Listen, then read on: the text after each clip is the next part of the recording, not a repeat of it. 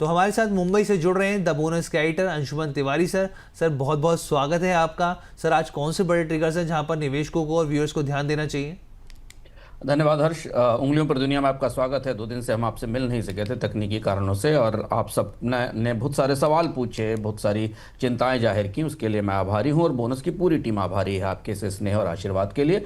हम आज शुरू करते हैं उंगली पर दुनिया का सफ़र। ग्लोबल सियासत बाज़ारों पर भारी है और बाज़ारों के लिए बड़ी अनिश्चितता का दिन है। सबसे बड़ी खबर अमेरिका से है।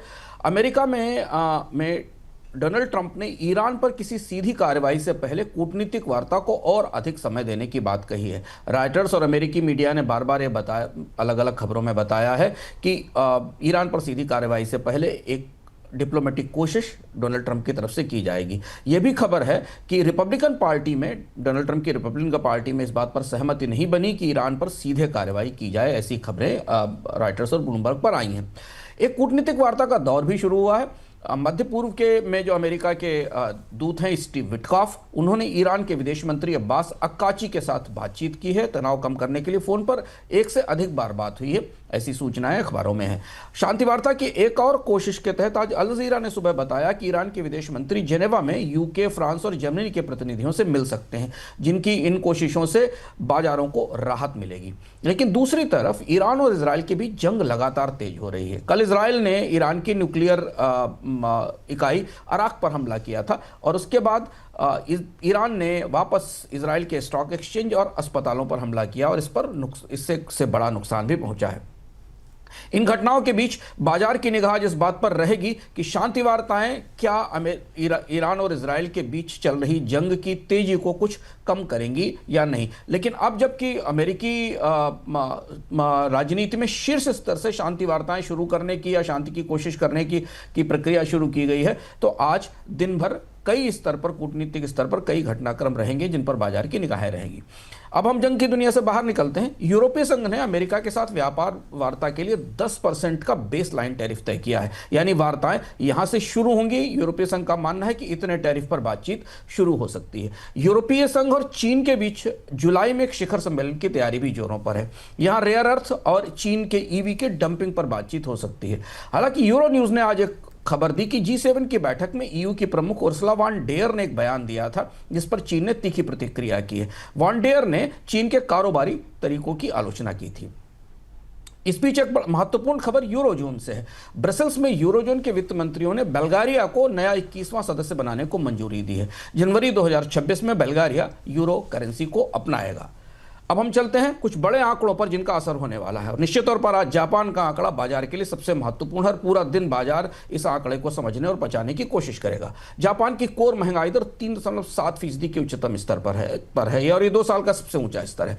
चावल की कीमत में 1 साल में 102% की बढ़ोतरी हुई है। चुनाव से पहले का साल है। जापान टाइम्स ने आज लिखा है कि चुनाव से पहले के साल के दौरान यह महंगाई आने वाले समय में सरकार के लिए मुश्किल बनेगी। इस बीच बैंक ऑफ जापान ने कमजोर येन के बीच ब्याज दर में वृद्धि का संकेत दिया है। महंगाई बढ़ रही है और जापान में ब्याज दर बढ़ने की संभावना है। इसका असर पूरी दुनिया में जापान से आने वाले इन्वेस्टमेंट फ्लोज पर पड़ेगा। जापान सरकार ने यह भी तय किया है कि 2026 के बाद वो प्रति तिमाही 200 बिलियन येन के सुपर लॉन्ग बॉन्ड की बिक्री में कटौती भी करेगी। अर्थव्यवस्था और मौद्रिक बाजार में जैसे बदलाव हो रहे हैं, उनकी रोशनी में फैसला लिया गया है। टर्की एक और महत्वपूर्ण अर्थव्यवस्था है जिसके फैसले पूरी दुनिया को प्रभावित करते हैं। टर्की के केंद्रीय बैंक ने मुद्रा की अस्थिरता के बीच पॉलिसी रेट को 40% पर बनाए रखा है और महंगाई में कमी का आकलन पेश किया है। फिलीपींस में बांको नेशनल सेंट्रल बैंक ने अपने ब्याज दर में करीब 25 बेसिस पॉइंट की कटौती की है, लेकिन भविष्य के फैसले को तेल की कीमतों पर छोड़ दिया है। ब्रिटेन में कंज्यूमर कॉन्फिडेंस के आंकड़े आए। लगातार दूसरे महीने हमें इसमें बढ़त दिखाई दी है। कमोडिटी बाजार की तरफ चलते हैं, जहां सबसे बड़ी गतिविधियां दिखाई दे रही हैं। ईरान और इजराइल युद्ध में अमेरिका की सीधी भागीदारी टलने से तेल बाजार पर दबाव थोड़ा कम होने का संकेत है, लेकिन जंग की तेजी और दोनों तरफ से ऊर्जा संयंत्रों को निशाना बनाए जाने के कारण क्रूड की कीमत मजबूत है। आज सुबह 6 बजे तक के आंकड़े जो हमारे पास हैं वो बता रहे हैं कि आईसी एक्सचेंज में ब्रेंट क्रूड $77 से ऊपर है। WTI करीब $74 से $75 के बीच है और ये 5 महीने का उच्चतम स्तर है। इनके साथ natural gas, gasoline, heating oil, UK gas और यूरोप की TTF TTF गैस में भी तेजी दिखाई दे रही है। धातुओं में सोना और चांदी मजबूत है, कोई खास नरमी नहीं है, लेकिन हाँ हो सकता है सप्ताहांत में सोने में थोड़ी मुनाफा वसूली हमें दिखाई दे। कमोडिटीज में सोयाबीन, शुगर और राइस की कीमतों में मजबूती दिख रही है। क्रिप्टो बाजार में गतिविधियां काफी तेज हैं। बिटकॉइन और हीथर हल्की बढ़त के साथ मजबूत हैं, कीमतों के सीमित दायरे में रहने की संभावना है। पर दो बड़ी खबरें जो क्रिप्टो बाजार से आई जो महत्वपूर्ण है। CNBC ने कल एक खबर में बताया कि अमेरिका के जस्टिस डिपार्टमेंट ने एक बड़ा क्रिप्टो स्कैम पकड़ा है। ये एक पिग बुचरिंग स्कैम है जिसमें $225 मिलियन के क्रिप्टो बरामद हुए हैं और यह अमेरिका में अब तक की सबसे बड़ी क्रिप्टो बरामदगी है। पिग बुचरिंग स्कैम में स्कैमर्स निवेश के लिए निवेशकों को सोशल मीडिया के जरिए संपर्क करते हैं, अन्य माध्यमों से उन्हें तैयार करते हैं, उनकी मदद से टोकन की कीमत बढ़ाते हैं, उनसे निवेश करते हैं और उसके बाद उनके कॉइन उड़ा लेते हैं। ऐसा कुछ हो रहा है तो आप भी सतर्क रहें। इधर इजराइल के हैकर्स ने ईरान के क्रिप्टो एक्सचेंज पर हमला कर करीब $90 मिलियन उड़ा लिए हैं। ये लड़ाई जो सामने हथियारों के तौर पर दिख रही है, इसके पीछे हैकर्स के बीच में भी एक जंग चल रही है। कॉर्पोरेट खबरों में जैसा अपेक्षित था, डोनाल्ड ट्रंप ने टिकटॉक को बंद करने की समय सीमा 90 दिन के लिए बढ़ा दी है। जो तय है उस हिसाब से इस कंपनी का किसी को अधिग्रहण किया जाना है, AI से बंद किया जाना है। इधर रॉयटर्स ने ब्राजील से खबर दी है कि ब्राजील के बाजार में चीनी EV की बाढ़ आ गई है। BYD ने मई में 7300 यूनिट इलेक्ट्रिक व्हीकल भेजे थे। चीन में EV का उत्पादन रिकॉर्ड ऊंचाई पर है, घरेलू बाजार में मांग नहीं है, इलेक्ट्रिक व्हीकल कंपनियां बाजार में दबाव का सामना कर रही हैं और सस्ते टैरिफ के कारण चीन को यह मौका मिला है, लेकिन इसका असर दोनों देशों के व्यापार रिश्तों पर पड़ सकता है। विदेशी मुद्रा बाजार में हमें डॉलर की इसमें हल्की सी नरमी दिखाई दी है, लेकिन चूंकि मध्य पूर्व में संकट है इसलिए डॉलर का रुख मजबूती पर रहने की संभावना है, रुपए पर थोड़ा दबाव रहेगा। भारत के बाजार से आज प्रमुख खबरों में सेबी ने कल बड़ी कार्यवाही की है। सेबी ने शेयरों की कीमतें बढ़ाने और तोड़ने का, जिसे पंप और डंप कहा जाता है, एक बड़े रैकेट को तोड़ा है। अहमदाबाद, मुंबई और गुड़गांव में छापेमारी हुई है जिसमें 300 करोड़ रुपए के शेयर रिगिंग रैकेट का खुलासा हुआ है। RBI ने बैंकों और NBFC के लिए प्रोजेक्ट फाइनेंस के नए नियम तय किए हैं। जो लोग इस खबरों को करीब से देख रहे हैं उन्हें पता होगा कि भारत के बैंक लंबे समय से रिजर्व बैंक से इस मामले में स्पष्टता मांग रहे थे। किस प्रोजेक्ट में बैंक कितना एक्सपोजर ले सकते हैं, इसकी सीमाएं निर्धारित की गई हैं।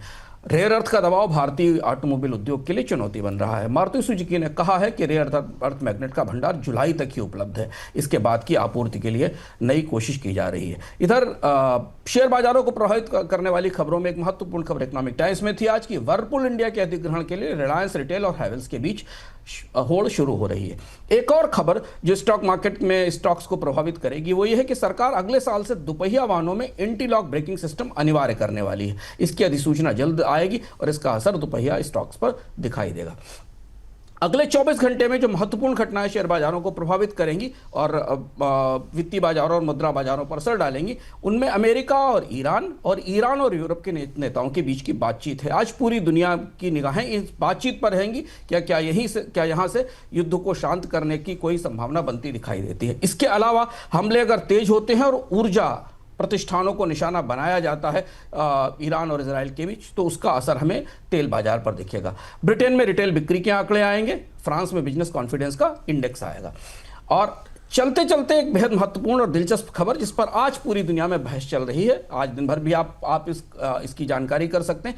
एप्पल रिसर्च ने ऑन डिवाइस फाउंडेशन मॉडल पर एक श्वेत पत्र जारी किया है आर्टिफिशियल इंटेलिजेंस को लेकर, जो ये LLM की क्षमताओं पर सवाल उठाता है और ये कहता है कि दुनिया के LLM या लार्ज लैंग्वेज मॉडल चाहे कितने भी विकसित हो गए हों, लेकिन वे कॉम्प्लेक्स सवालों के सामने असफल हो हैं। और इसके बाद AI की दुनिया में एप्पल के इस रिसर्च पर बड़ी बहस उठ खड़ी हुई है।